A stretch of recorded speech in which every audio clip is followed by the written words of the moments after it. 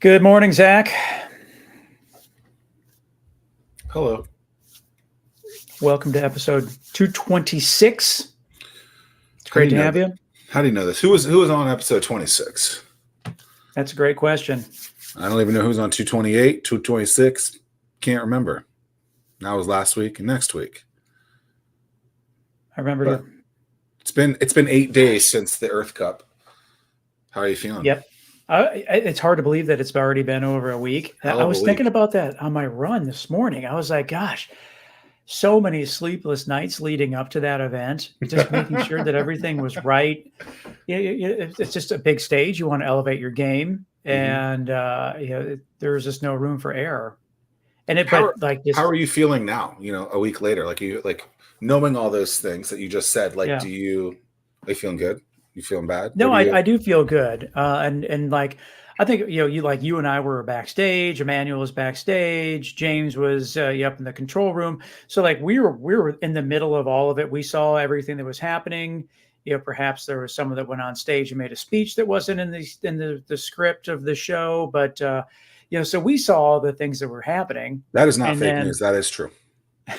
So I think that a lot of it, people sitting in the audience, they were not aware of the things that we were privy to. So overall, the feedback has been super, super positive, super proud of what we were able to pull off. And, just Zach, we've been at this a long time. We've been doing it for a minute.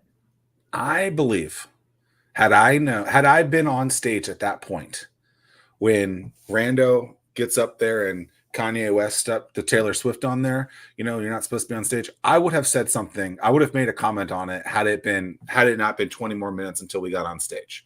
But because it was so early, backstage, I'm like, did you update something? I don't know who this is. I'm so confused. It was wild. Then I rewatched it a couple of days ago and I was like, oh my goodness gracious, Great Balls of Fire. What is going on here? This is... But so I guess, to circle back around to answer your question, it's amazing how slow time was leading up to the event. And then once the event is done, the world keeps on turning. And here we are, 8 days afterwards. And we're thinking about what are we going to do next? And we'll get back after it. Oh, well, I don't know what's next, at noon after this, but what's now at 11 o'clock? It's Julie Stark. Welcome to the Thunderdome, the dojo. I didn't even know I got to go to the Thunderdome. Wow, that's exciting. I know. Well, the Thunderdome was kind of like where we were last week. Were you there, Julie? No, I told Tim earlier. Disappointment. I did not hear about it until this week, and that was oversight on our part. So. But I'm back on the radar. I told Tim that make sure that we get we know about these things, not just because I would have loved to have attended because it sounded really cool, but also because the tech bridge that I'll talk to you about later, we could have helped to advertise. It sounds like you had an amazing turnout anyway, but maybe we could have made that even better through our network of tech bridges across the country, across the world. So next time. Well, now you're connected to the network now. That's what's important. And that's one of the things about us as ecosystem builders with Innovate Hampton Roads is everybody is invited to the party. So I'm glad that you are a guest. And so now you'll always be on the guest list. So super happy about that. We live in an area where people don't like bridges, and you put bridge in your name. That sounds like a little risky situation. Yeah. Did people ever bring that up? No, because it's only in this area where people have this issue where you think, oh, I've got to go across another bridge or tunnel. So that's such a Hampton Roads thing. But also remember, they used to not have those bridges and tunnels. And so that meant, boats that don't even exist anymore. So or you just learn to live on the right side of the bridge or tunnel where you want to be, which is why nobody does. That's the funny thing. It's just if everybody would just align and, hey, I live on the peninsula, I'm going to work on the peninsula. I live on the south side, I'm going to work on the south side. But no one does that. Everyone, it's stunning to me. No, people do that. I used to work at NASA. It was a very cool job, very interesting. And the time it took me 3 hours to get to work, I was like, yeah, I'm done with this. Yeah. And I found a job on the right side of the tunnel nearer to the beach. Yeah. It is overwhelming though. It how many people do make that commute every single day. And then to your point, when you look at the Hampton Roads Bridge tunnel, each tube has two different heights, and that's because at one point there was only one lane going in each direction. Wait, for real? Yeah, that's what. So when See, you're now going I've back, learned something today. Thank you, Tim. yeah. Well, that's why they have like when you're going from the south side to the peninsula, that is a shorter height. Yeah. Because that's the old tunnel, and that's why they have the height things, because the new tunnel is higher to allow for taller trucks. Interesting. Last week's guest, because I just looked this up, Jay Grant, was commuting from Richmond to like Oceanfront for a little while. Yeah. What in the world? Crazy. Like people. Yeah. Yeah, I think he got sick of that real quick. Yeah. Too much. I go through the tunnel like 3 times a year. Not a hater. just don't. I will. Yeah. I let Tim. I live vicariously through Tim and his. Yeah. My typical day, at least once or twice a week. I'll typically hit 3 tunnels a day, and that's like HRBT, downtown tunnel, and midtown tunnel. I like to make the loop. In a day? She said in a day. Yeah, because I'm on the peninsula, so a lot of times when I'm heading to your building, it's just how it works. No. Well, thank you for your support of bridges, Tim. Yeah, well, I'm super curious to learn more about Navy Tech Bridge, Mid-Atlantic Tech Bridge. I hear it said a lot of different ways. Tell us about it, because it's really, really cool, and I'm looking forward to learning more about it as well. All right, great. Well, first of all, thanks for having me today. It's a really great opportunity. I know you guys have a really big following in this area and outside of Hampton Roads. So what I do is in my day job, I work for a local warfare center for NSWC Carderock, who has a large detachment here.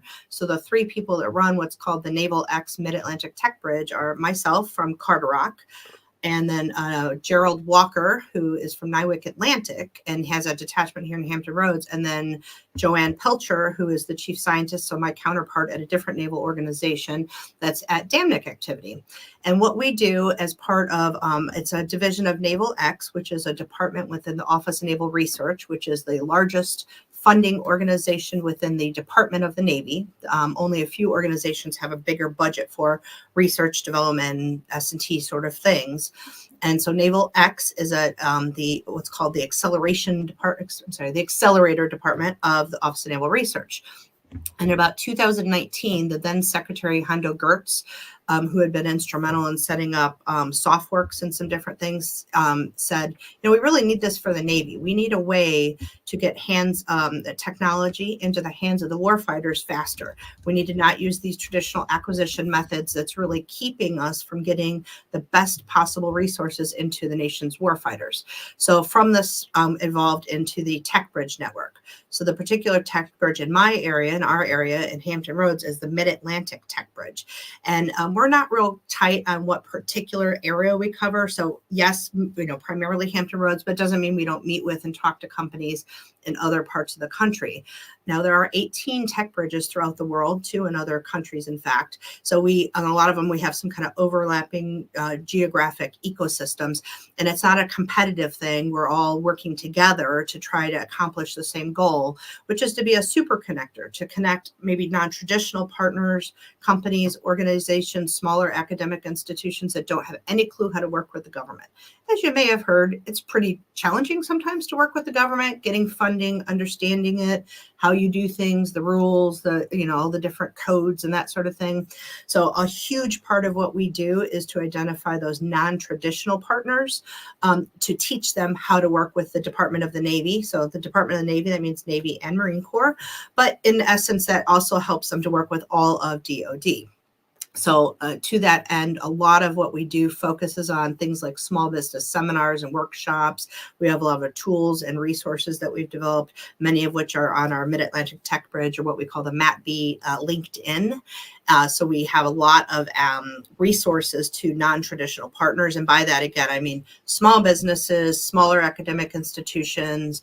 It could even be other government agencies, companies, nonprofit organizations that don't have the bandwidth or money to figure out the machine that is working with the federal government. That is, and I think a lot of people, that's a lot to unpack. And like, I think a lot of people like don't realize in Hampton Roads, we are home of the largest Navy base in the world. And like, as you're building a startup, there's a lot of opportunities that, this you have this right in your backyard to take advantage of. Yeah, so let me help you learn something today. So the largest naval base, and this is important because naval, when you say Navy, you're leaving out the Marine Corps. As remember, the Department of the Navy is the Navy and Marine Corps. So it's the largest naval base, which isn't just the one base, it's all the bases combined. And you're absolutely right. So yes, we have the largest naval base, but we also have every single federal agency has some sort of footprint here in Hampton Roads, not just the federal agencies, DOD, obviously NASA has a huge, which I'm sure you're aware of living over on the peninsula, NASA Research Center, National Institute of Aerospace, the Coast Guard has a huge, Joint Staff is out in Suffolk. So everybody thinks that, JeffCom went away. It didn't really go away. We still do all those Joint Staff programs are still here. And a lot of the different programs, NATO headquarters is right here in Norfolk. I mean, it's an amazing place for a company to set up shop. And a lot of them simply don't know how to work with the government or don't recognize that some of their technologies that they're developing could, in some part, maybe they're not the whole solution, but could be part of that solution. And to that end, we really work with all the other agencies, not just Department of the Navy. We've got a really good relationship. In fact, planning to help work with NATO on a big thing in a year or so. NASA's been instrumental and comes over and talks at our briefs and things, and we've worked with some with them. And then all of the DoD components. We've met with all of them. We invite them to our events. Even when we do small business things, we don't want to tell our local economy, here's how you do a Navy SIBR or STTR. We invite the Army, the Air Force, anybody that wants to come and help educate our folks in the Hampton Roads area about how you cross that hurdle to get a SIBR phase. A SIBR is a small business. It's a tough acronym, just like they all are. I even told myself, try not to do the acronyms. It's just so hard. So the small business research, there's 2 or 3 different types, and the different agencies do it a little bit differently. So we do 2 or 3 events a year focusing on that. And a lot of those resources are all then on LinkedIn. So again, we don't really focus only on Department of the Navy, even though our funding comes from ONR, because anything that would be good for the Navy, if a company develops something for the Air Force and we help make that happen, make that connection to get that technology out there, it's going to be good for the Department of the Navy as well. So we work very closely with the chief scientist at the Air Force Applied Combat Command that sits over by Langley. We work very closely with the Army folks in the area too, and DHS. So it's all, everything is about getting the technology into the hands of the warfighters faster by whatever means we can. I don't know about you, Tim, but I'm overwhelmed already. Well, it's just I don't know where to go with it's this. One of those things where, again, it's so overlooked. Yeah. And I don't know if it's just because there's there's a gate around each base, and then people don't know how to. It's just always a big mystery in terms of what happens behind that gate. Mm-hmm. But as soon as you crack that code, it just takes one contract, absolutely. and then that's enough to sustain your business a lot of times. Yeah, it really does. And the other thing too that you just mentioned about getting behind the gate, so that's part of one of the mission of the tech bridges throughout the country. Not all of them have it, but many of us have an off-base collaboration space. So through our agreement, and we have an amazing partnership intermediary agreement, or a PIA partner with 757 Collab, which sits at they're headquartered at Assembly Norfolk here on Granby Street in downtown Norfolk. And the Collab runs a startup studios, an accelerator, an angel angel fund, and then does other innovation partnerships and is well partnered with many organizations in this area, of course, including the one that you guys work for. And that's been a really amazing partnership for the Navy to have, where it's low risk. We don't sign, we can, but we rarely sign a lease to have an off-base space. So for a very low amount of money, we have this amazing partnership with 757 Collab, where we can sit and we have a very small footprint at assembly. But now at assembly, we do networking events and technology demonstrations. We bring in big speakers. We hosted the Secretary of the Navy a couple of years ago. And we're able to do all that where we have that industry people come, even foreign people, because we keep everything on class in this building. But we're able to meet with people and kind of break that barrier down and not have to do a visit request to get somebody onto the base. Now, we very often follow up and meet with them on the base, or maybe one of the people we've invited to the event. And we're also very tied into and work very closely with our 6 science advisors that are Office of Naval Research, mid to senior level scientists and engineers that work directly for the admirals and generals at 6 commands in this area, Navy and Marine Corps. And these people work directly for that person. So if we get a technology, and we've already done it several times, we do certain things like tech scans for them. But if they see a technology and they go, wow, well, we can't necessarily tell the company, wow, this meets this, this innovative, meet this, I'm thinking acronyms again at IPPL. It meets a priority list item. We can't tell that to the people that don't have a security clearance.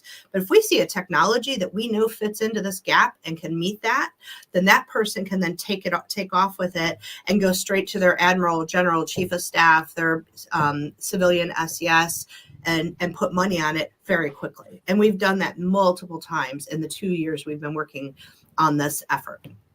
I forgot about COVID, 4 years. Well, COVID was like 1 3-year amount of nonsense. Yeah. Right. Yeah. Right. So, right.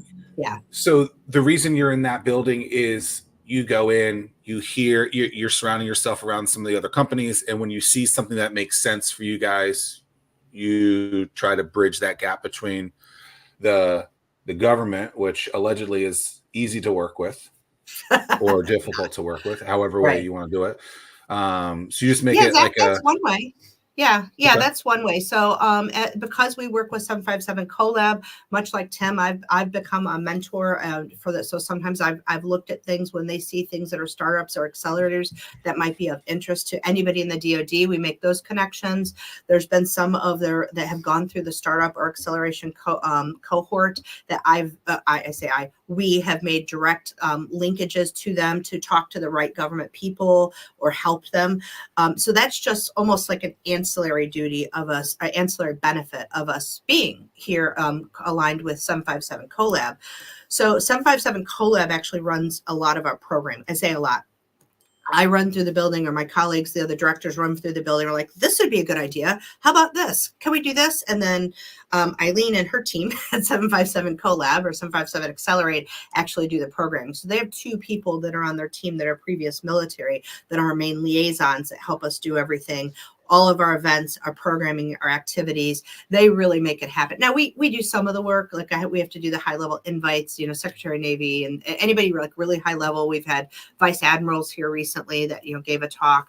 We do that sort of thing, but the actual programming behind it, and then helping us track the metrics, develop tools to do a better job of trying to figure out that something that's really important to us and everybody. In fact, we were just told in the meeting yesterday, the 2-star that leads the chief of Naval Research at ONR said he really needs to understand what we're doing in terms of tech transition. So you go from having an idea, maybe it's a startup company. He wants to know how long it takes between there and getting the technology in the fleet, to the fleet, making a difference for how they fight their war. So that tech transition piece metric is really hard to do. Well, 757 Collab is helping not only us at the Mid-Atlantic Tech Bridge, they've actually helped many of the other PIA partners that help and work with the tech bridges throughout the country. In fact, throughout the world. They just had a meeting with our London Tech Bridge, trying to share their knowledge and their tools. Here's how we're tracking things. Here's some of the events we're doing. such as, we do, like I mentioned, the small business workshops, seminars, tools, resources, but we also do tech talks. I'm not even sure how many, maybe 15 or so a year, where we invite a guest speaker to come and do a talk, and we do them all in person and virtual. So we get people from all over the world that will end up watching them. We do tech scans. We might have somebody from the fleet that says, I'm looking for this technology. Who's out there right now? Well, through this tool so far, we've already built a database of, I'm not even sure how many, 300 or 400 companies that maybe had never worked with the government before, or the government wasn't on the radar because they didn't realize there were all these different ways to work with the government. And then there's a whole bunch of other different types of events, all with this focus of being a super connector, trying to find help the non-traditional partners, but identifying technologies too. Yeah, I think that it's interesting. So former military, then I went and did the DoD contractor consulting gig, and left that. Now I've been living in the startup world. So like I see like all three sides of those pieces. And it's like the hardest nut to crack, so to speak, is the fact that you have the warfighter, they have their needs, you have the startup. How do they understand what those needs are? Because typically it's the big consulting companies that already have one foot in the door that are working side by side with the warfighter. They understand those needs, and then they're able to work towards completing that. And then like the startup has there's no entry point for the startup. Right. And I'll tell you, one of the worst things we've seen in doing this is when you have a company that's got something really unique, and they might be a competitor or a potential competitor to one of the big companies. And what does the company do? They buy that startup up, they shut it down because they don't want it to compete with theirs. We don't want that to happen. That's at the end of the day, that's not good for a regional ecosystem. It's not good for the nation. It's not good for the warfighter. We really need to help build up the next generation of workforce. And part of that is helping identifying these small businesses, helping them grow. And to that end, one of the things that we're working on, we just got some seedling funding to work on it, some both federal funding and state funding. And so I say we, going to 757, that'll help us run this. As I mentioned before, 757 CoLab already has an existed, very well-established mechanism to go from a startup to accelerator, and then get that into the eyes of the angels, the 757 Angels, which is an amazing angel network, and to VCs. So what we're going to start next year with 757 CoLab's major assistance is basically using that same mechanism, but we're going to focus on defense-related companies. And everybody's very excited about us doing that. So we're going to call it, nominally right now, it's called a defense accelerator. So using their existing tools, but focus on companies, and the companies won't have to come from Hampton Roads area. But what we'll do, just like 757 does, is that we're hoping that by working here and them understanding, all the resources that are here, not just defense, but all the other major companies in the Hampton Roads area, that they'll move their companies here. So unlike some other funding that 757 gets, where that you have to have their board of directors has to be established here, this will not be that way. So we're going to start. I think the first year we might start that it's Hampton Roads, just because we don't have a lot of money, and there's got to be some money in it for the companies to do something. But then the next year, the plan is to go nationwide. So we're going to work out how we're doing this defense accelerator, how we find the companies, and then go nationwide with the help of our Tech Bridge network. But we've already got DIU interest in this. In fact, I'm meeting with them in a couple of weeks to talk about it. Other government agencies are very interested in it, to really try to expand the companies and technologies that are available that really could be defense or even just dual use. They might not even know something they're developing is something we can take and use with the government. And sometimes we go and acquire things and they don't even know what we're doing with it. And sometimes we just can't tell them because of the security clearance. But that's something that's a very unique thing. We're the only tech bridge that's doing it. Other tech bridges want to get on board with us doing it, and everybody's very excited. I'm really excited about it. Just in the couple of years that we really started around during COVID. Like the amount of companies that I've seen, like Zach had mentioned, where Eileen just says, "Hey, this company, this is what they're doing," but they, their technology seems good. Well, they don't have the technical background. So sometimes I'll look at it, or I would bring in other people to look at it and go, wow, this is amazing. So some of the companies that we have worked with, some of them are already doing pretty well. And then we come in and try to figure out other things like SBT Robotics. I know you guys are familiar with them. Like they're doing great. But we've met with them just recently to figure out how we could expand what they're doing and do more things of a naval application. All right, you said something that I think is interesting, and let me just make sure I grasp it. So company is early stage, has built some technology. It's great. Their competitor sees it, buys them, acquires them, and then shut down that thing. Sounds like that's a pretty damn good thing for the founders to me to have an acquisition. Why is that such a bad thing? Because they have to agree to the sale anyway. So, well, they do, but they don't. So they don't always know that's happening. And I'm not saying that necessarily is a Hampton Roads thing. So for a while for the Navy, I was overseas in London as director of autonomy. And in that job, my job was basically to travel around and meet with companies and look for opportunities that would be good for the U.S. And that's where I saw it a lot, was in Europe. I'm seeing it more and more now. And I see it a lot. My technical background when I did real work was in autonomy and robotics and that sort of thing. So when I meet with companies directly, it's usually a company that does something like that. And that's where that's happening. So it might be a startup company or a smaller company that has a technology. And it might even, and I saw it not that long ago in a company in Florida. It was a company that was doing really well, had found a new way to do something relative to autonomous systems, and a big company bought it. They don't necessarily tell them. And of course, they buy it for a lot of money, and the CEO is going to make this huge amount of money, and they think that they're actually going to get to advance the state of the art of their technology. And then the company just shuts it down. Now they own that technology and they shut it. And I've seen it happen. I've personally seen it happen no less than 10 times in the last couple of years. Now, if that small company had enough funding from the government, they would have just advanced the state of the art of the technology. Right. And eventually that technology is going to improve the way our warfighters can fight a war. So that's our end goal as a tech bridge, and as folks from the Navy, scientists and engineers, we want the best technology. We don't care who makes it. But if the small companies need more work, but it's too hard to work for the government, that it's our warfighters that are going to suffer from that. Right. Yeah. I mean, it's just the landscape has changed a lot from a warfighting standpoint. I mean, it's just we need the existing infrastructure, but a lot of it is just, gosh, we get stuck in that legacy systems of systems. And the adversaries that we're up against, I mean, they are not as well funded, and they are light, lean, and lethal in terms of what they're doing. And we need to continue to innovate, with the people that we're trying to fight. Yeah. Yeah, they don't have a 29-step acquisition process to buy $1 million thing. They just buy it and use it and go. Yeah, they buy a $20, $30 drone and do what they got to do, and it makes things pretty challenging. Rock and roll. Yeah, I remember I had a conversation. I think his name's Mark Steiner, is who I think it was. Maybe you know him, Tim.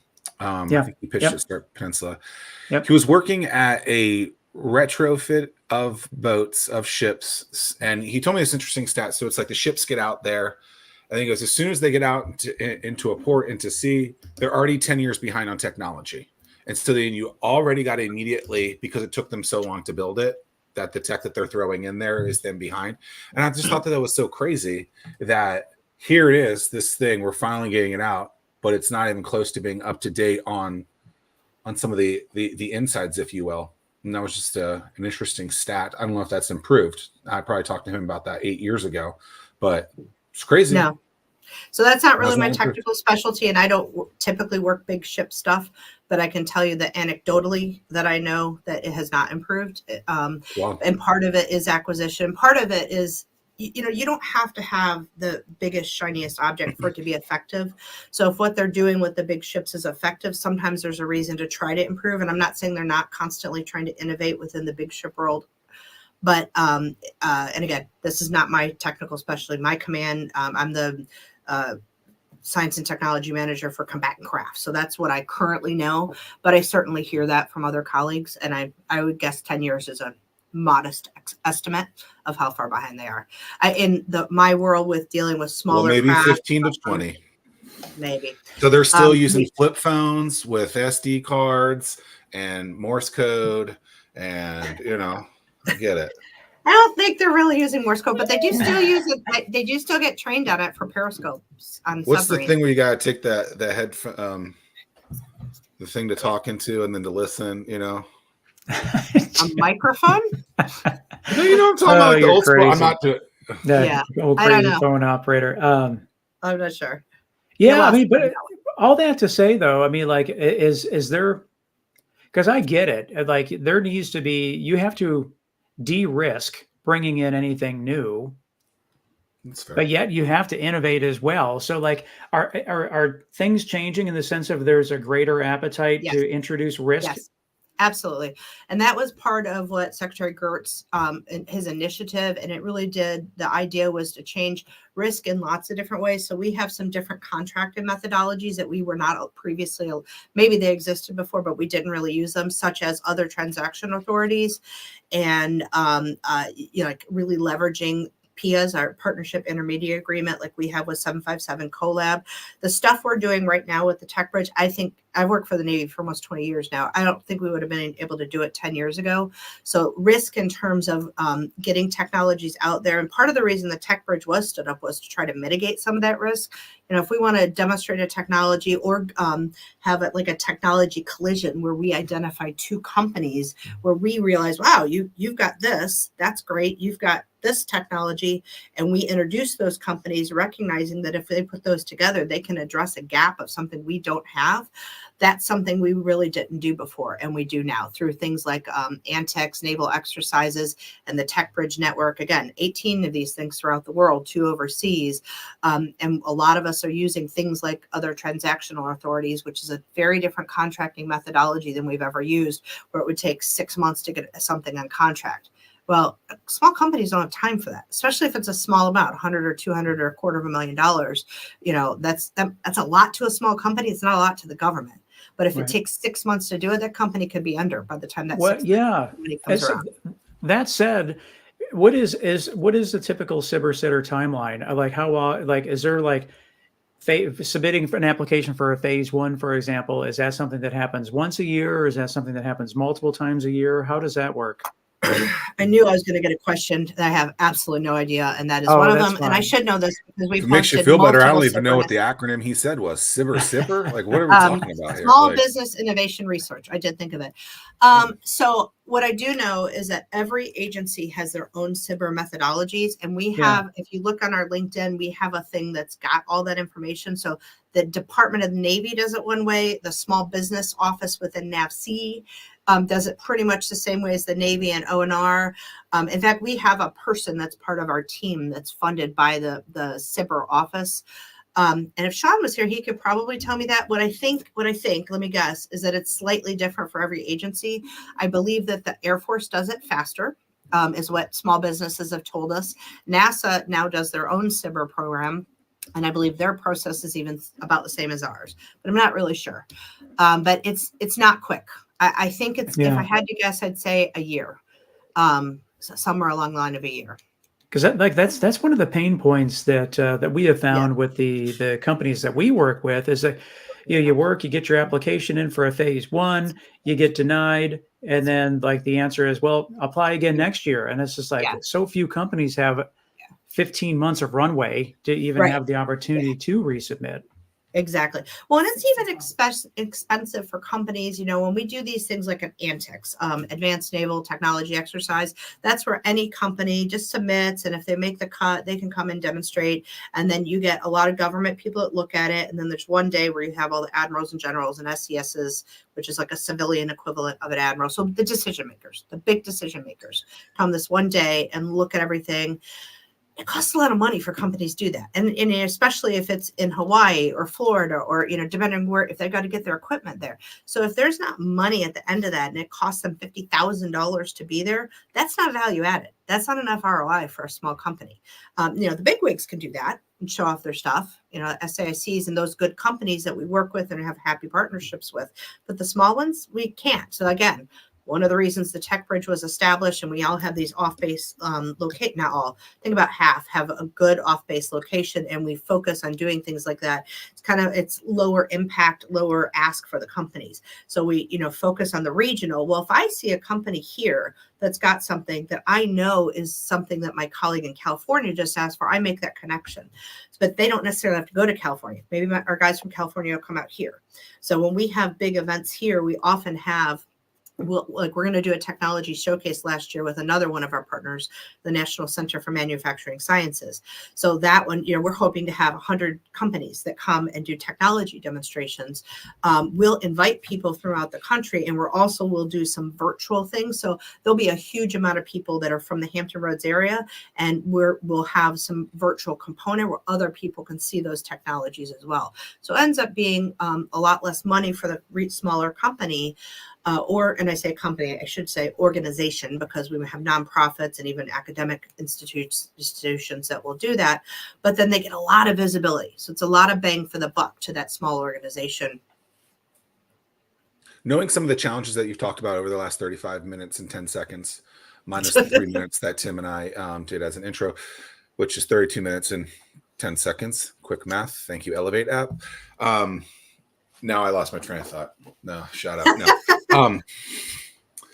Sweet spot of a business. So knowing that it's a challenge, like you just said, Tim, 15 months of runway, it's a year to do this thing, to get it through. Is there a sweet spot type of business that you're looking for that is listening to this and says, okay, Julie is talking to me, I need to connect with her? Like who is the type of business that you think is the sweet spot? Bye. She didn't like my question. She didn't. She was looking stuff. That was my colleague. She's a senior business analyst that I said, they're going to ask me something, I have no clue. You can look it up. So she did look up the SIBR thing, and what she looked up is 6 months for the first answer from a Navy SIBR. So I think it's 12 months before you have a hardcore answer. Okay. So the sweet spot, and I'm going to give a really generic answer. It's I don't even like the term, but that's the only way to say it. So anything that's kind of a game-changing technology. So it's not that hard to find out when I talk about our technology gaps and what we're looking for. A lot of it is publicly available. A lot of our S&T documents where they say, here's what our focus is in DoD or Department of Navy or whatever. They're all pretty related. So if a company, and we always refer to those documents, the ones that are publicly available, to the companies, read those, use the right terminology when you apply for a SIBR or whatever the funding is. Read those documents, because it might be that how you're pitching your technology, a slight tweak in the word, you can go, oh, actually, we could address that in the gap.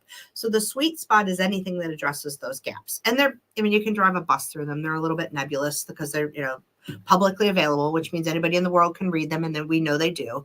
So that is certainly a sweet spot. I mean, what's going on now, and the U.S. is heavily involved in it, as is NATO.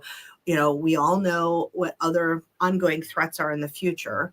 You can look those things up. I usually stay away from even talking about, because I'm never really sure what I can say this week, because it changes constantly. But the companies know, and a lot of times they have security clearances, and when they do, we can't do that at assembly, but if we identify a company that does seem to have a technology that's in that sweet spot, and we see that it addresses a gap, we do what we have to do to get them onto the base, which is only 20 minutes away in any direction. We've got a base, and then we take it to the next level. And a lot of times we kind of leave it at that point as a tech bridge.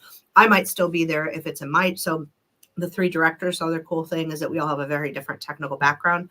So Joanne's expertise is in computer science. She was also a science advisor twice.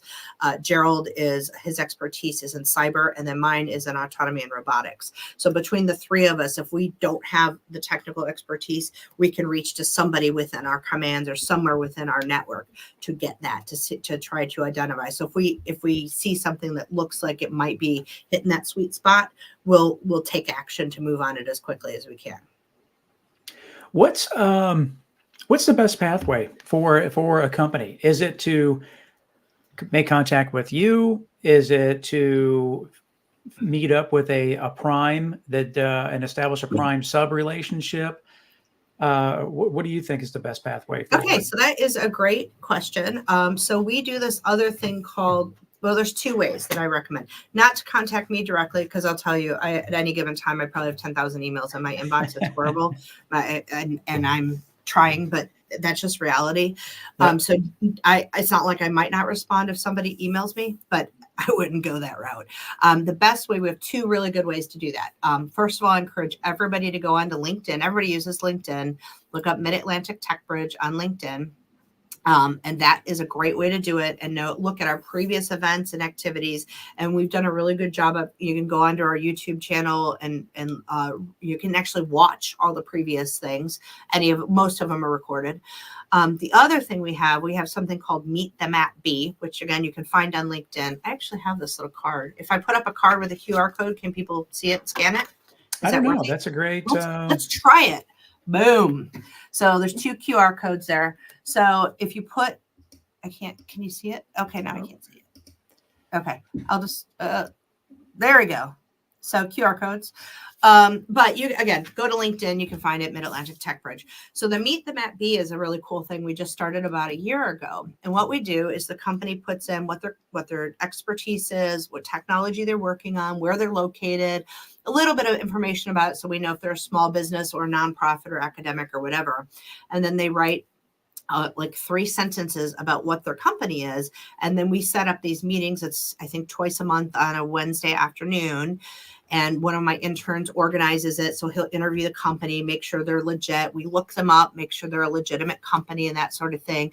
Not that they have to. So they don't have to have an NCAGE, which is the code you need to get money from the government. They don't have to have those things. But we like to know who we're talking to, obviously. And then we set up these meetings, and then our MAP-B team meets with them. So it's not everybody all the time. We usually look at it and figure out, we group them somewhat based on technical expertise so that we have the right people. And a lot of times we'll also invite other people from the area. So we have one coming up next Wednesday that's robotics focused. So I'll sit in on that one. And sometimes it's multiple people. And then Sean, who's our small business person, he sits on a lot of them. And then my intern, who's actually an intern who went back to school, but he is also a Navy reservist and was Navy active duty. And he does all of them because he helps me run them. He helps us run them. So that's the best way to connect. And then likewise, even though you'll be connecting with the Mid-Atlantic Tech Bridge, the Tech Bridge it really is an amazing network. So from that, you can learn about other tech bridges and a lot of the other tech bridges have other activities and events similar to what we do. And if anything good came out of COVID, we're really good about doing hybrid events now. So most, like the events we do here at Assembly, almost all of them are hybrid, where we're in person and virtual. So even if you're somewhere else in the country and you just want to learn about it, but maybe you don't want to put somebody on a plane and pay for a hotel for a small business, you can participate remotely. So that's been really great. Yeah, I think that it's crazy that I'm like almost embarrassed to say, like, up until today's show, I was not necessarily confusing, but I thought that Tech Bridge and Skill Bridge were one and the same. I didn't. Oh, no, that's funny. But I'm glad you brought that up. I meant to mention that. So I know on one of your podcasts recently, I think it was you, Tim, that said that our area should be better positioned. I think I saw something like we're 70th in the country in terms of like an innovation hub or something like that. I saw 100%, we are 100th in the nation about 5 years ago. So that's good.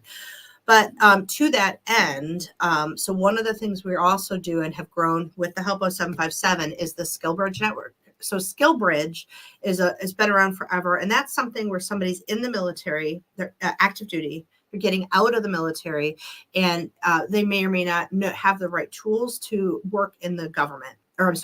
Get a job outside of the military. And our goal, a lot of times, since they're had been military, it's really great when those people become either civilians as government or even industry partners, whether that's a small business, big business. So we've had through 757, I think on the order of about 40 people who have come through Skill Bridge training. And what they do is they have to apply and get selected, and their command pays for them. And there for 6 months, they work with 757 CoLab. The CoLab assigns them to one of their companies. It could be a startup or an accelerator, or it could be us. And we often meet with the Skill Bridge folks, either remotely, because they're not even always in this area, or when they are here, we'll meet with the Skill Bridge. But yeah, it's just a coincidence that our Tech Bridge and Skill Bridge, so it's somewhat related into the, the idea with the Skill Bridge that also builds the next generation workforce that we talked about, aligns with. We also do a lot of STEM work to try to, talking next generation workforce, meeting with all the way down to elementary school students. We do a ton of STEM activities within our commands and within the tech bridges to try to look, farther out for the next generation workforce. So it's like we're trying to hit it from every avenue, educate the kids, get kids interested in STEM, war fighters that are coming off active duty, get them working somehow related to work that supports the government, make sure they know how to, to do that and find those opportunities. And then again, building this defense accelerator, which hopefully will identify companies and help train those companies to be able to be producing things that we need within the Department of the Navy and greater DoD. Yeah, that is just, to think about the possibilities that it could happen with all of those programs working together. I mean, it's just, that would be such a beautiful, beautiful end state to see. Yeah. Well, we're definitely planning on partnering with you and all that, because companies like your company, Innovate Hampton Roads, will be pivotal in making that successful. So we will absolutely be partnering with you. And then we have a really good relationship with Hampton Roads Executive Roundtable as well. I know Nancy Gurdon as well. Yep. I think she's on your board. Yep. So she's had so many different pivotal roles in this area related to innovation and that sort of thing. So she's an excellent partner for different things. NATO is a good partner. Challenging to work with them for this type of thing, but we're trying to figure out that sweet spot with working with NATO. And if we do activities and stuff, we invite them, or invite them to speak. It's harder because we use DoD money, but we really want to just leverage the good things they're doing and make sure our ecosystem is aware. Like, they have a prize challenge coming up, and we will heavily advertise that prize challenge in our area, which is great because NATO ACT is right here in Norfolk, but they don't have some of the tools we have for that sort of thing. Like when I was telling their, I guess, a section chief that the innovation hub is under her at NATO, some of the resources we had, and I showed her our database of I don't know how many companies, 300 or 400 companies that are in this area or have some tie to this area. And sorting, and she's like, oh, I'm sorting by autonomy, I'm sorting by cyber, and she was like, this is really handy. This is a really good tool. So that sort of thing. And again, working with and Old Dominion University and the other universities in this area have huge maritime programs. ODU runs VMask. We have a good relationship with them. Coincidentally, back in the day that I was in grad school here, I was in the first cadre of VMask people in 1997. And I went to school with a guy who he did a different PhD, but we had classes together. Now he's the director at VMask, so that's a little funny. But so we have different types of ties into the area, but we really try to leverage all those things. And we've had things here where we have people, they don't know about some of the availability of things. And to that end, I'll plug one more really cool program called the Joint Prototype Experimentation Maritime Program, which is a stiletto craft. It's a very unique craft. That's a maritime vessel, and small businesses, including foreign companies, can come and demonstrate their technology on this craft. So we have synced up, I think, at 5 or so companies just recently in the last couple of years to be able to do that. They have a technology. They want to demonstrate it out on the water. It's really hard to get on a wartime vessel, even if it's not a commissioned vessel anymore. It's really hard to do that. It's really expensive. Well, through the Stiletto program that coincidentally is run by my command at Command and Craft Division with NSWC Carteret, which is why I'm so familiar with it. It's amazing. So they've come, and about twice a year now I have him coming and doing a brief about Stiletto and the small businesses. I mean, it was standing room only on the rooftop one of the times, because people want to learn about Stiletto, because it's an amazing opportunity for a small business to be able to get their technology demonstrated out on a ship. It's not just a shoe. Okay. Well, it's just like, it's not necessarily like, I'm trying to the way to put this. You go up to the Beltway and you see all these buildings of all the big 5, big 6. The DC Beltway. Yeah. In terms of all these, the military complex, so to speak. But when I see here, like, Hampton Roads is really, really unique in the sense that like Mhm. we are as close as you can get to the warfighter as you possibly can get, Yep. like across the board, where it's like, I just think that the ground would be super, super, super fertile for us to like be able to communicate, implement the changes, implement the needs of the warfighter. And then also when you add that skill bridge aspect of it, to feed that loop to like bring them in, to bring in the next wave of innovation. I mean, it's just, Yeah. I see the end state that if we can just execute on this, it could be so special and so impactful to benefit the warfighter. Right. Right. And if you think about it, the only other place like this where you do have many of the bases and obviously naval presence in San Diego, we have companies that have moved to this area because San Diego is really expensive. So you can live in this area for a very reasonable amount, especially since it's so big. A reasonable amount and have access to all these resources. I'm always shocked there aren't more companies that are here. Yeah. We sometimes have companies that come through here that we've met with, even just meet them at B. They learn about all the things that are here. In fact, Eileen gave me this. That's this is all the government agencies in Hampton Roads. It's crazy. Yeah. There's so many that even if you weren't doing work with the government before and whatever it is you are doing, to realize it's not just government, all the big businesses here, many of them have big businesses and things like MITRE, like federally funded research development centers, and UARCs, which are university affiliated research centers. They all have a presence here. So whether you're doing work with the government directly, one of the pseudo government labs, or a company that just wants to incorporate your technology into something, there's, which is why I said to you that our colleague thought that we wouldn't be interested in your event because it wasn't really focused on DoD. And I said, everybody's focused on DoD if they know how to do it. Yeah. I mean, the U.S. government is the largest consumer. Exactly. Certainly in the United States, if not the world. I mean, just I don't know. The budget is quite large, as we know, and our government loves to spend a lot of money, more than we have. But that's a different topic. Yeah. So we mentioned something I want to make sure I plug. It's a really cool upcoming event. And again, all of our events are on our LinkedIn page. So previous ones are recorded.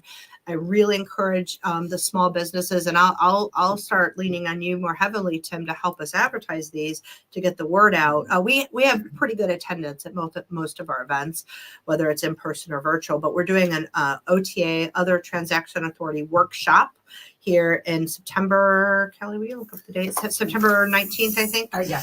And it's here at Assembly. You have to register, and then it'll also be virtual. And what that is that'll teach small businesses how they can work with the other transactional authority. So it's government people on the panel that run the OTAs, and then we have somebody doing a OTA 101. So companies and organizations can learn how they can work with those different OTA consortia to be eligible to receive funding in a different way from the government. And it's not just Navy. Anybody can use any OTA, any government agency can use any OTA. So it's one of these much more it's a little bit riskier because it doesn't take so long like the traditional acquisition life cycle. So this is one of the ways, getting back to your earlier question, Tim, is the government better about assuming risk? Yes. And this is one of the ways we do it, is different funding mechanisms like this.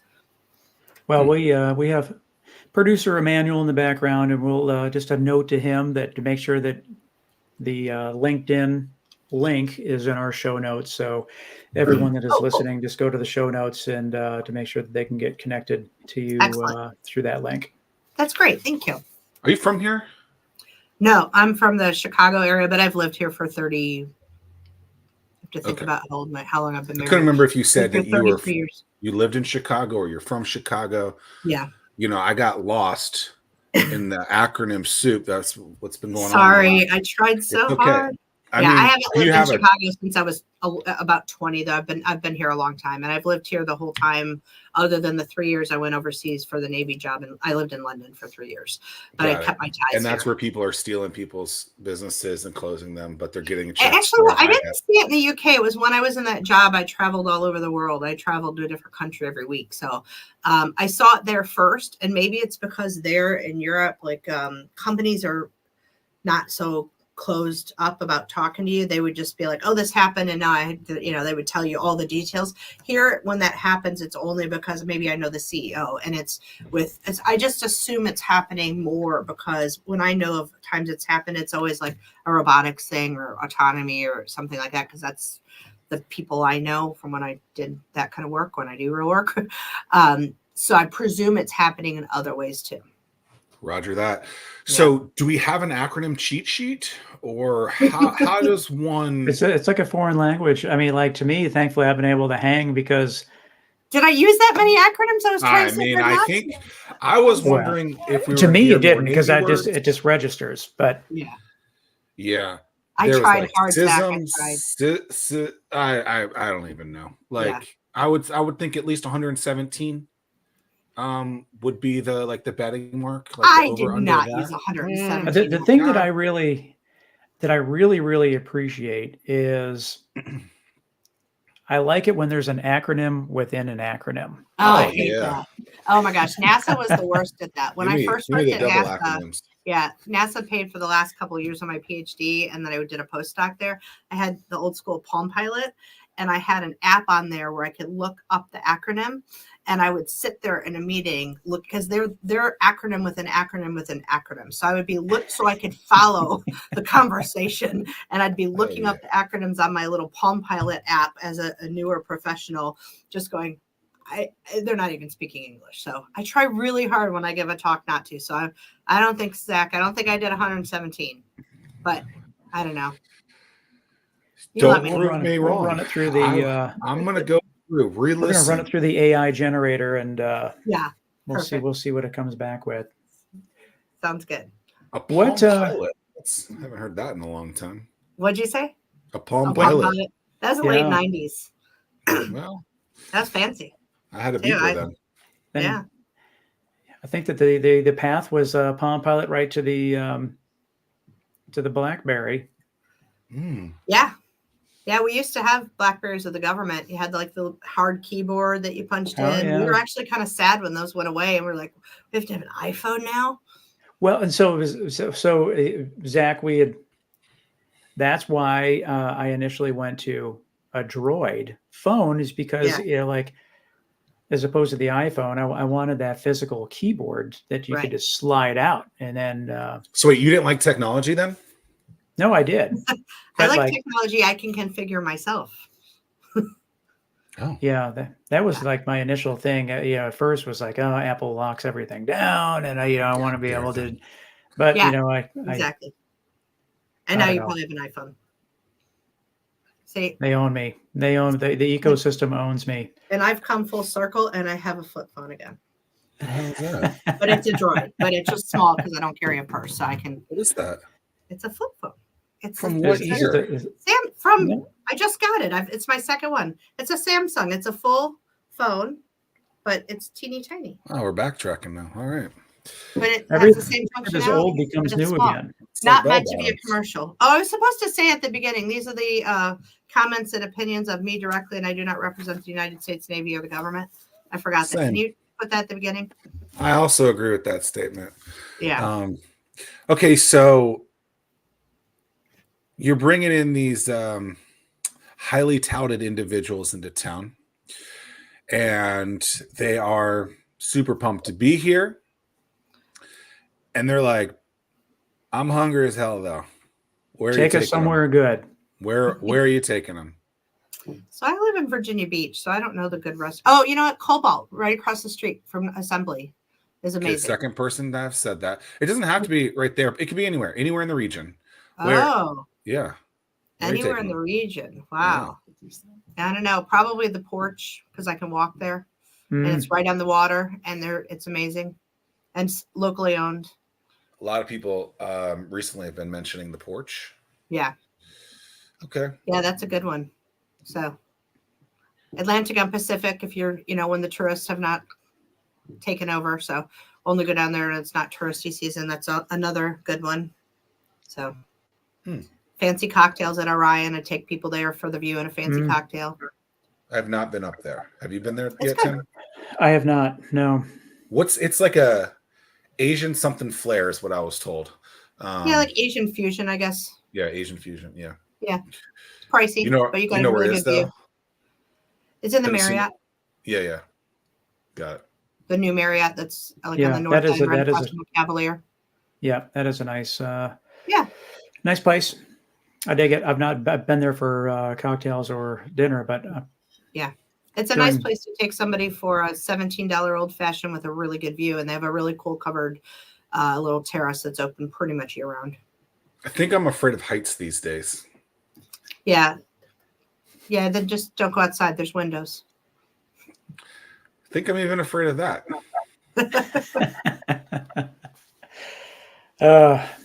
well, I don't know what to say, Zach. It seems like your fears, we gotta shrink. I don't know why I'm afraid of heights. Like I Have you didn't used always to been be. afraid of heights, or is this No, a new thing? no. Oh. Zach within the last- was a roller coaster thrill seeker. I've been on like the top of the stratosphere. They shot me out the top of that thing, 1,000, 1,100 feet in the air. Like, I don't know. Something happened. I was walking over the bridge a couple months ago by my house, which is 100 feet tall. I looked down and I'm like, damn, I think I'm afraid. And then I was scared, literally walking down the rest of the thing. And I'm like, what the hell? See, this is why you asked about bridges when we started. Right. That was the subliminal coming back. Exactly. I went to the old Bank of America building in downtown Norfolk that they converted, and they got that top thing. We've been there before, Tim, for one of the first. Well, I don't think I've been there. Yeah, one of the first ever 757 Accelerate mentor meetings, I believe, was there like 10 years ago, 8 years ago, whatever it was. Wasn't afraid then, but I was up at the top of this thing, and I'm like, I think I'm afraid. I'm like, this is ridiculous. So I went outside, though. I did not look down. Well, see, I've never heard of that one. I would check that one out for the next time. We like I said, we do a lot of events here at Assembly, and I always tell people, don't get a car, especially if you're from another country. Don't get a car and just stay downtown Norfolk. And I don't think you can just randomly go up there. I think there has to be. Yeah. I'm not exactly sure the parameters, but yeah. Well, I will say that, they really, really appreciate everything that you are doing. I mean, it's just, we have such, gosh, the resources that we have around here is great. I love to see how the Navy is becoming much more outward focused, to see how that we can just make a community effort of this. Super quick aside, like Fleet Forces Command a few months ago, I was able to take advantage of an opportunity to go tour a submarine and go on an aircraft carrier. Then we jumped on a cod, and then we flew out to a carrier. So I was able to experience the landing and taking off of an aircraft carrier, talk to some of the sailors. Oh, it's just super great. Are you afraid of small rooms? No, the submarine. Like when you were down in that thing, were you like? Well, I can tell. Well, they're pretty big, actually. Yeah, I mean, it's just. Now to be out there for 4 months, 5 months, or whatever, like I can get. I'm sure it gets real small, but like they have a gym, and they have treadmills and bikes and stuff like that you can take advantage of to try to stay fit. But yeah, it's super awesome. Me being a former Air Force person, it's just a whole new world to me that I wasn't able to experience. And the more that we can bring our community together, it's a great thing. So thank you for all the efforts that you bring forth. Yeah, it's a really cool job to get to do. Like I said, it's an ancillary duty for me, just like it is for my colleagues, and we're all really busy. But I personally get a lot out of it. I learn a lot. I learn from meeting people like Tim. I've met you several times at the events and meet 757 and the different companies. So it's a really interesting thing to learn more tools to bring back to the government, because a lot of us have been around the government for a long time, and so it's cool from that perspective, and just getting to meet with all these companies. And with the idea of, again, just keeping in mind, my main customer is the warfighter. And, anybody we find that can do good things for the warfighter, increase the likelihood that those warfighters are safe and being efficient. It's a very cool thing. So if we can do that and grow our regional economies at the same time, It's awesome. So that's why it's really cool being here. And like I said, I don't feel, and maybe I'm ignorant to it, but it doesn't seem like there's competition amongst the players here between like Innovate Hampton Roads and 757 Colab and the Open Seas and the, ODU Big Maritime and Executive Roundtable. Everybody seems to work together, I think, looking to the end goal of let's do good things for the regional economy, and it'll make everything better for everybody. Yep. I agree. All right. Julie Stark, it's been absolutely wonderful. Yes. Thank you so much. All right. It was great talking to you guys, and I'll see you around assembly or somewhere else soon. All right. See you at the porch. Peace. That sounds good. All right.